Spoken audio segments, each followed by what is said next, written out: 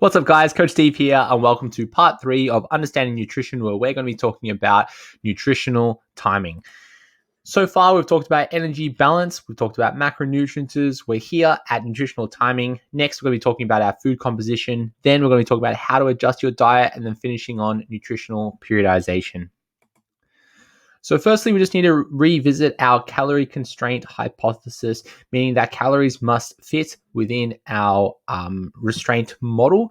Whatever macronutrients we choose, they need to fit within our calorie restraint model. And nutritional timing here plays a very small and somewhat insignificant role in our body composition, but it can play a role in performance. So we can optimize our nutritional timing so that we can get the most out of our training, which can stimulate the most muscle growth. However, for body composition changes, as long as we're eating our caloric goal, it doesn't really matter when you eat it. It is all about the time. It's all about the energy balance, and then it really just does come down to our preferences, so the choices that we want to make throughout the day. So talking about body composition, we do go through these natural phases throughout the day where we kind of go through fat gain and fat loss just throughout the day. That's a very normal cycle, and we cycle between the use and creation of gluconeogenesis, and then lipogenesis, or the creation of fat. So when we're in a fed state, we go through a fat gain phase, and then when we're in a non-fed state or a fasted state, we go through a fat loss state. So a very normal flow up and down, very similar to our muscle protein synthesis and muscle protein breakdown response. Again, personal preference is key when it comes to nutritional timing. However, some strategies might be more optimal than others, and most strategies will have some sort of limitation. So let's discuss it in a little bit more detail. The first thing we can talk about is the meal number within our nutritional distribution. How many meals are we choosing to have throughout the day? Now, what's optimal is about this 4 to 8 meals per day. So if we're having fewer than 4 meals a day, for example, this one here, 1, 2, 3, and I'm using this example as meals as in just eating time. So we're eating just 3 times a day. We may face some problems with hunger or satiety, meaning that we may have really long times in between meal 1, meal 2, meal 3.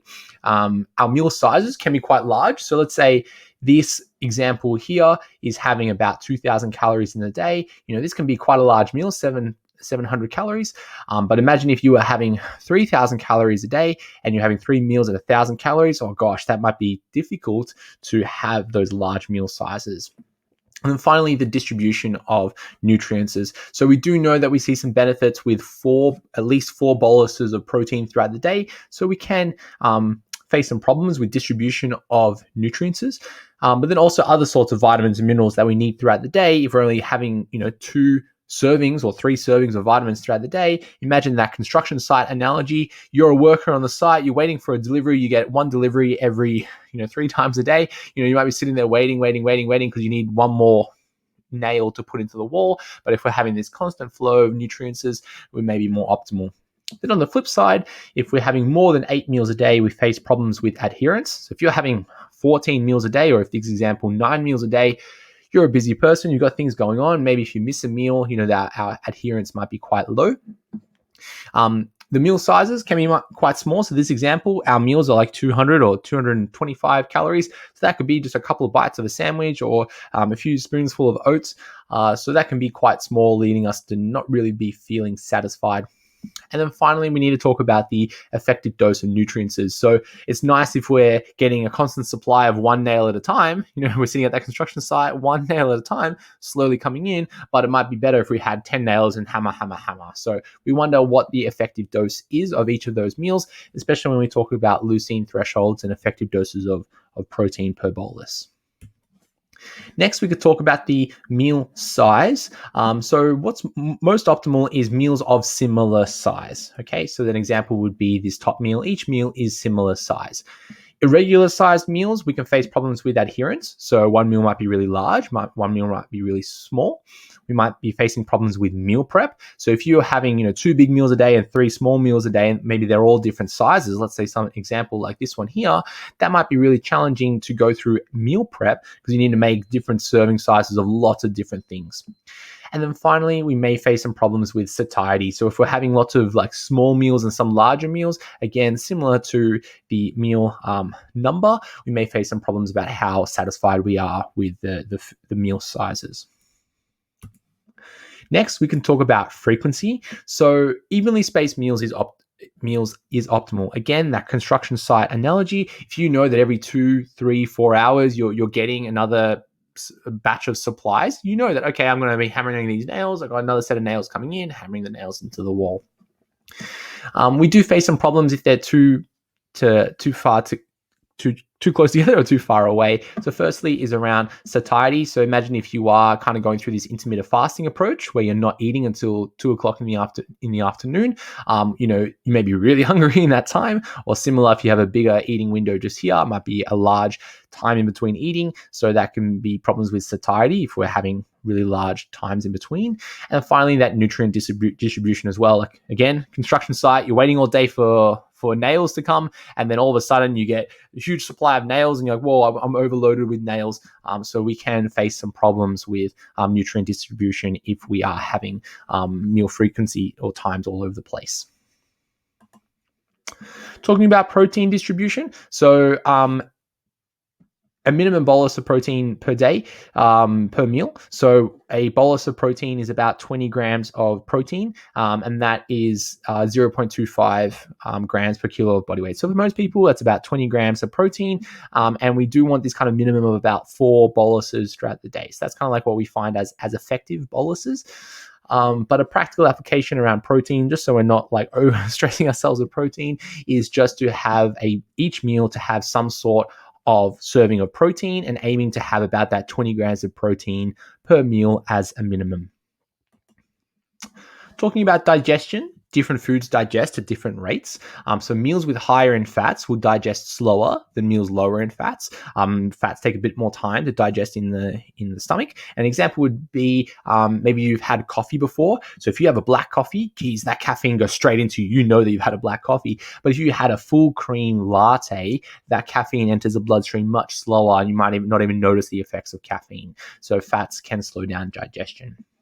Some proteins digest at different rates. Remember that protein starts off as like a bigger molecule, and it's broken down into smaller molecules. So some proteins are more kind of complex, takes longer to digest and enter the bloodstream. And then some proteins are much smaller, easier to digest into the bloodstream. So we've got like whey protein, maybe 0 to an hour, really quick to enter the bloodstream.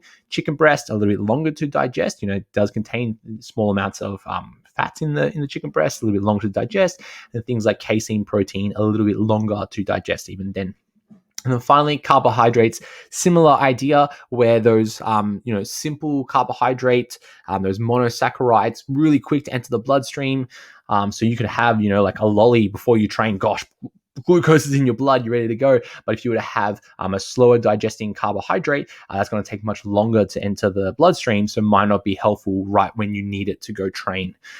A lot of it depends on the fiber. So if you were to, let's say, get an apple, eat the apple skin, really high in fiber, apple itself, really high in fiber, that sugar is going to take a lot longer to enter your bloodstream.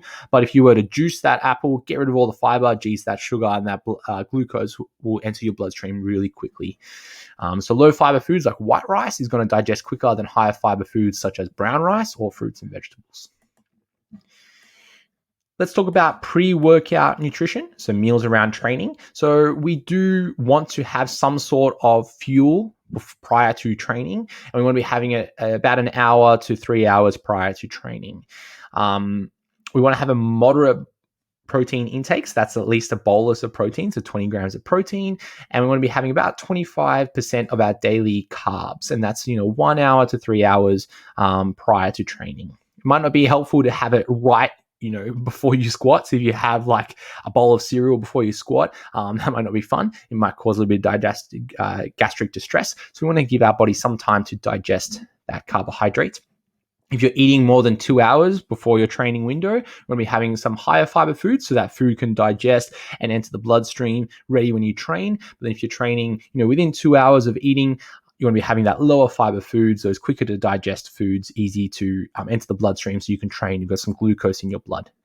We want to be having some low fats in before we train. So you don't want to be having a high fat meal before you train, trying not to have things like dairy or lots of heavy animal products that are high in fats, simply because it's going to take longer to enter your bloodstream.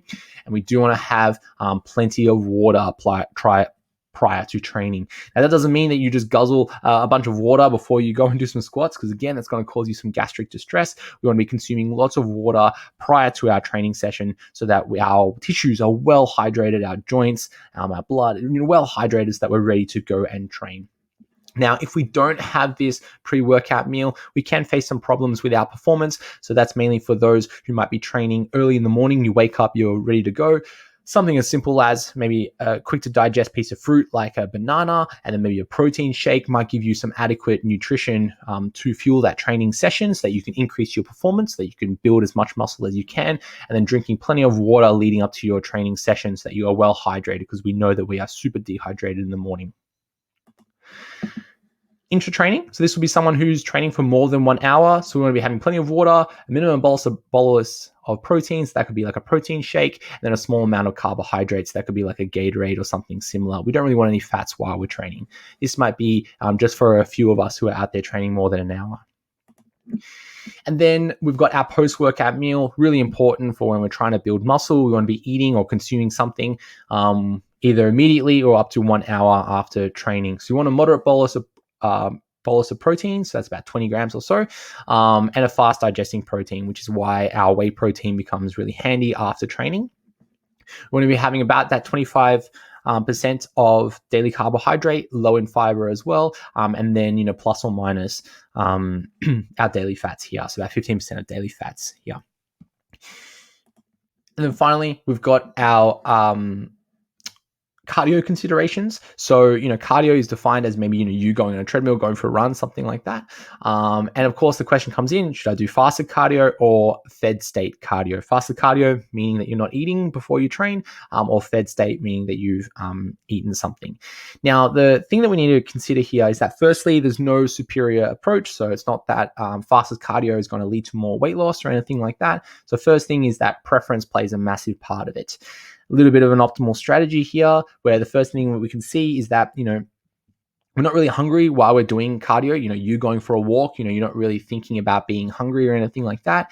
And then you don't need tons and tons of energy for something like a walk or like a light run or some sort of light cardio like you do when you're going to go squat, 2 times your body weight. So therefore, it may be more optimal to do cardio in a fasted state, simply to buy you more non-hungry time. So that means that, if you were to wake up and, you just go for a walk, you're not really feeling hungry, you don't need lots of energy. And then when you go home, oh, great, I get to enjoy a meal. Rather than if you ate something first thing in the morning to go fuel your cardio session, and then afterwards you're like, oh gosh, like I'm not really eating much, I'm really hungry now. So now you're spending more time hungry. Okay, so just a consideration, but of course, preference plays a massive part of it. And after cardio, when we're having a moderate source of protein, again, to avoid catabolism, and then plus or minus carbohydrates, that's actually up to you. Some practical applications, just to put it all together. We want to be consuming about 4 to 8 meals per day. We want to be having meals evenly spaced out as best as we can, and having meals of similar size as best that we can. Consume a meal 1 to 3 hours leading up to your bout of training, and then consume a meal 0 to 1 hours after your training session. So that concludes our nutritional timing, and we'll catch you next time for food composition. See you then.